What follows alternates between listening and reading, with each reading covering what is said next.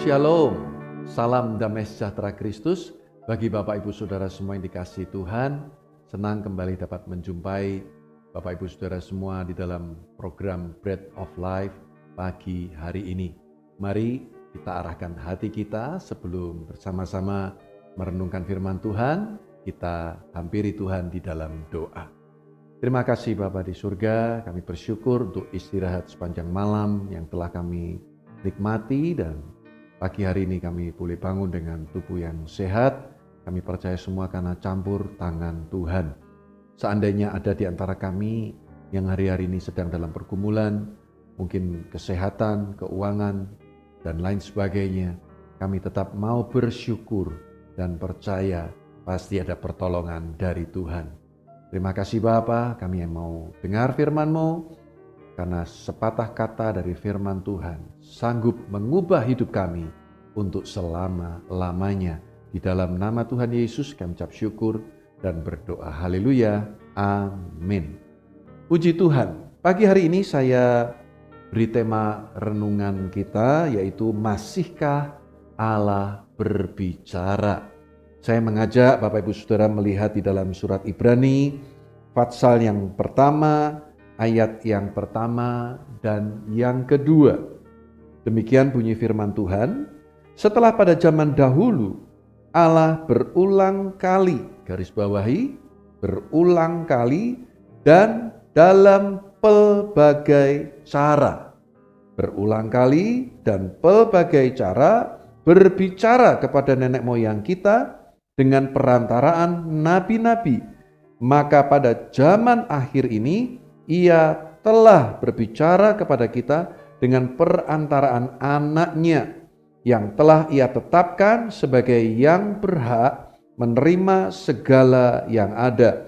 Oleh Dia Allah telah menjadikan alam semesta. Amin. Jadi Bapak Ibu Saudara, kita perhatikan di sini firman Tuhan mengatakan bahwa sejak zaman dulu Allah berbicara, yang pertama berulang kali, artinya bukan hanya satu kali, tapi berkali-kali, dan yang kedua dalam pelbagai cara, artinya bermacam-macam cara Tuhan berbicara kepada kita. Nah, di dalam perjanjian lama, walaupun dengan berbagai macam cara, Tuhan menggunakan para nabi sebagai penyambung lidahnya. Tetapi saudaraku, di dalam perjanjian baru, Alkitab berkata dengan perantaraan anaknya, yaitu Yesus Kristus. Saya yakin bahwa sampai hari ini, walaupun Tuhan Yesus sudah naik ke sorga, tidak berarti bahwa kemudian Allah tidak berbicara lagi kepada manusia. Saya yakin Tuhan masih berbicara kepada kita. Namun kita harus memahami bahwa Tuhan punya berbagai macam cara untuk berbicara kepada kita. Oleh sebab itu, saudaraku, mari kita merenungkan beberapa hal bagaimana Allah berbicara kepada manusia. Yang pertama, melalui Alkitab. Melalui Alkitab. Firman Tuhan mengatakan dalam 2 Timotius pasal 3 ayat 16, saya bacakan dari versi bahasa Indonesia masa kini, BIMK. Dikatakan semua yang tertulis dalam Alkitab diilhami oleh Allah dan berguna untuk mengajarkan yang benar, untuk menegur dan membetulkan yang salah, dan untuk mengajar manusia supaya hidup menurut kemauan Allah. Jadi yang pertama, Tuhan berbicara melalui Alkitab. Kita semua pasti sudah punya Alkitab. Di handphone kita juga ada Alkitab. Mari kita baca firman Tuhan, karena itu adalah surat cinta Tuhan kepada kita. Banyak orang selalu ingin mendengar suara Tuhan secara audible dengan telinga kita. Tapi tahukah Bapak Ibu Saudara, sebenarnya Tuhan sudah berbicara melalui Alkitab kita. Setiap kali kita membaca, mendengarkan khotbah, Tuhan sebenarnya sedang berbicara melalui firman Tuhan. Nah, Galileo Galilei pernah berkata demikian, "The Bible shows the way to go to heaven, not the way to heaven go." Artinya bahwa Alkitab akan menunjukkan kepada kita jalan menuju sorga. Bukan sorga yang mengikut kita, atau bagaimana sorga mengikuti kehendak kita. Tetapi Alkitab itu menunjukkan kita jalan ke sorga. Siapa Galileo Galilei? Dia adalah bapak fisika modern, bapak ilmu pengetahuan. Dia mengakui bahwa Alkitab itu menunjukkan kita jalan menuju ke sorga. Sekarang kita mengenal istilah Google Map, GPS, untuk membantu kita mengarahkan ke tempat tujuan. Tapi tahukah bahwa Alkitab kita adalah GPS untuk membawa kita sampai ke sorga. Jadi kalau Anda tidak mau tersesat, bagaimana kita bisa mencapai kehidupan yang kekal? Maka bacalah Alkitab, karena itu adalah pesan-pesan Tuhan untuk kita semua. Supaya kita bertobat dari kesalahan kita, diperbaiki dari semua kesalahan kita, memperbaiki hidup kita dengan cara yang benar sesuai dengan kehendak dan kemauan Allah. Seperti yang tadi kita baca di dalam 2 Timotius pasal 3 ayat 16.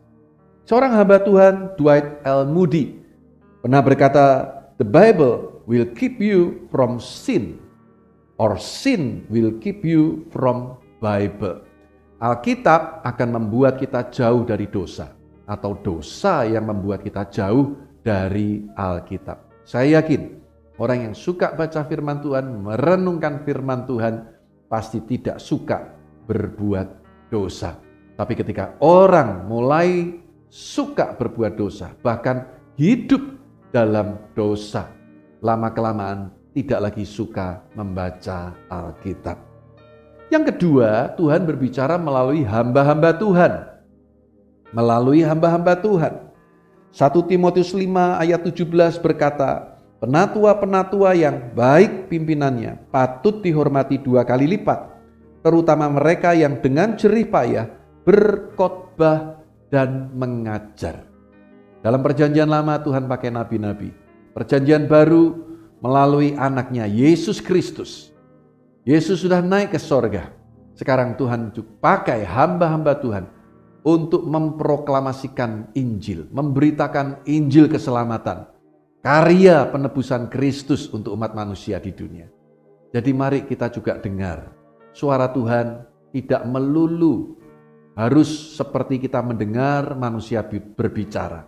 Tapi dengarkan hamba-hamba Tuhan yang diurapi Tuhan, gembala sidang kita, menyampaikan pesan-pesan Tuhan, terimalah itu sebagai suara Tuhan untuk kita.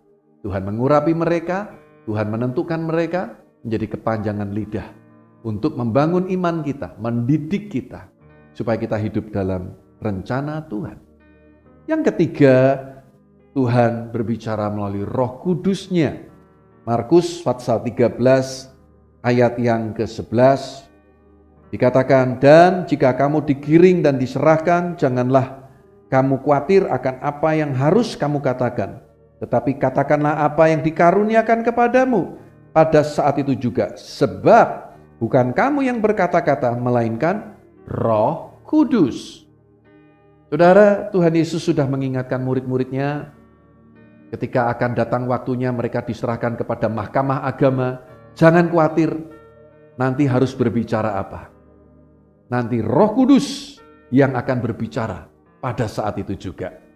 Jadi Roh Kudus, Roh Yesus sendiri berbicara kepada kita di saat kita membutuhkan. Ini bisa kita aplikasikan ketika mungkin Anda harus menghadapi wawancara kerja, ketika Anda harus bertemu dengan klien Anda harus bertemu dengan customer Anda, bincang-bincang dengan bos Anda, ketika rapat dan lain sebagainya. Roh Kudus bisa menolong kita untuk berbicara dengan baik, benar, dan tepat. Tentunya bukan berarti kemudian kita sembrono, tidak mempersiapkan diri. Kita tetap harus mempersiapkan diri dan jangan takut.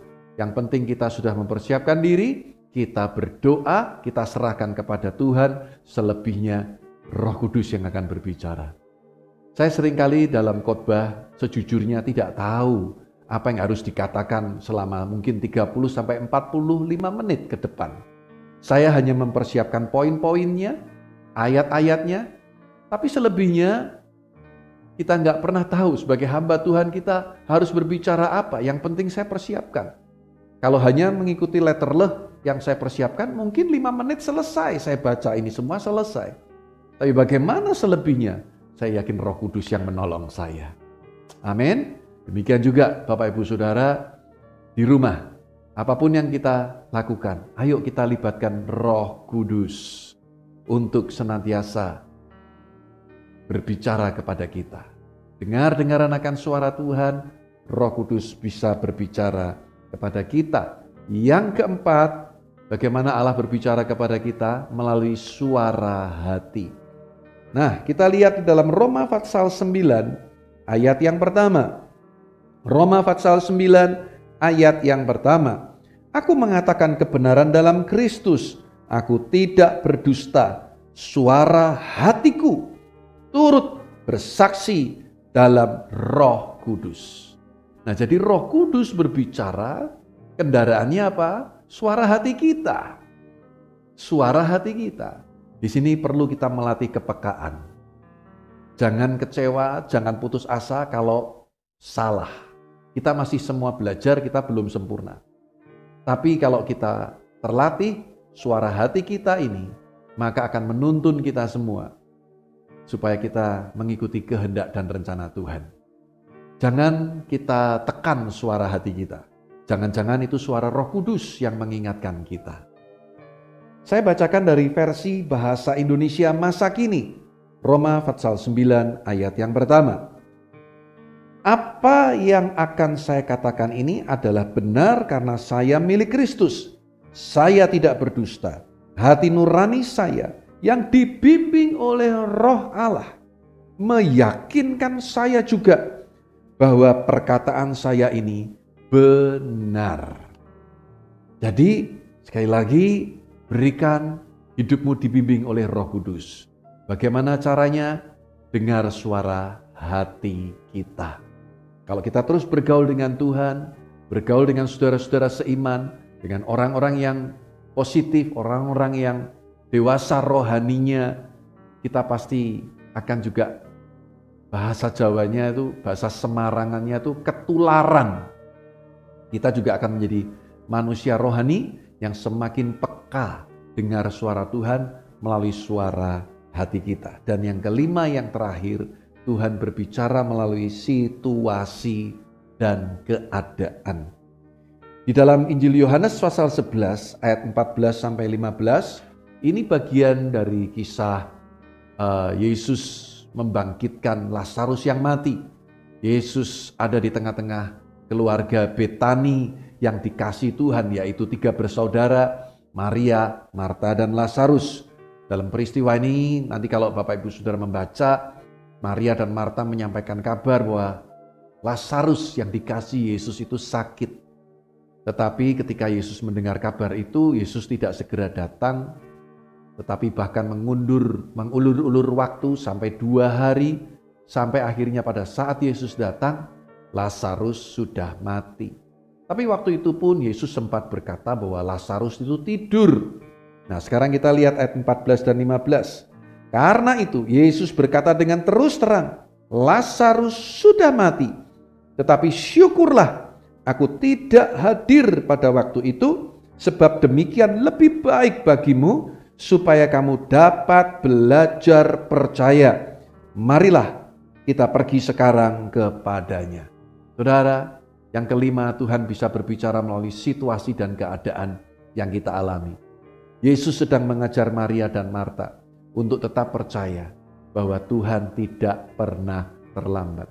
Melalui situasi dan keadaan yang dialami Maria dan Marta waktu itu, Yesus mau mengajar mereka supaya belajar percaya. Memang tidak mudah diucapkan, tidak mudah untuk dilakukan. Bisa tetap percaya dan tenang di tengah-tengah kesulitan yang kita hadapi. Tapi mari kita latih iman kita. Dengar suara Tuhan. Apa yang Tuhan mau untuk kita lakukan ketika kita mengalami kemelut dalam hidup ini, kesulitan, masalah, tantangan, pergumulan ini. Tuhan sedang berbicara sesuatu kepada kita. Melalui peristiwa ini akhirnya Yesus mendemonstrasikan kuasanya Bagaimana apa yang menurut manusia terlambat, Lazarus sudah mati 4 hari. Secara manusia mustahil untuk bisa dibangkitkan. Tapi tidak ada yang mustahil bagi Tuhan. Yesus panggil Lazarus untuk keluar dari kubur dan Lazarus bangkit dari kematian. Bapak Ibu Saudara kasih Tuhan, Tuhan bisa bicara lewat situasi dan keadaan yang sedang kita alami hari-hari ini. Jangan sampai kita kehilangan momentum di mana Tuhan sedang mendidik kita supaya kita dengar-dengaran dan peka mengerti apa yang sedang Tuhan mau kerjakan dalam hidup kita. Amin, saudaraku. Sekali lagi saya rangkum bagaimana Tuhan berbicara pada zaman yang modern ini. Yang pertama, kita tadi sudah belajar, yaitu Tuhan berbicara melalui Alkitab. Baca Alkitab setiap hari, renungkan firman Tuhan setiap hari, itu akan menjadi kekuatan buat kita semua. Yang kedua, Tuhan berbicara melalui hamba-hamba Tuhan. Dengarkan hamba-hamba Tuhan yang menyampaikan firman Tuhan, hormati mereka karena mereka orang yang dipilih oleh Tuhan. Dan yang ketiga, Tuhan berbicara melalui Roh Kudus-Nya. Melalui apa? Yang keempat, suara hati kita. Dan yang kelima, Tuhan bicara melalui situasi dan keadaan yang terjadi di sekitar kita. Mari kita latih kepekaan kita mendengar suara Tuhan karena Tuhan masih berbicara sampai hari ini. Amin. Tuhan Yesus memberkati. Mari kita berdoa. Terima kasih Bapa untuk renungan firman Tuhan pagi hari ini. Meteraikan dalam kehidupan kami semua. Roh Kudus akan menolong kami untuk kami mengaplikasikan firman ini dalam hidup kami setiap hari. Firman ini tidak berhenti menjadi sebuah pengetahuan, tapi kiranya menjadi sebuah pewahyuan untuk kami boleh benar-benar dengar-dengaran akan suara Tuhan dan mengikuti apa yang menjadi kehendak Tuhan dalam hidup kami. Memberkati semua kami, sepanjang hari ini kami dedikasikan, persembahkan untuk kemuliaan nama Tuhan. Dalam nama Tuhan Yesus, kami mengucap syukur dan berdoa. Haleluya. Amin. Amin. Tuhan Yesus memberkati.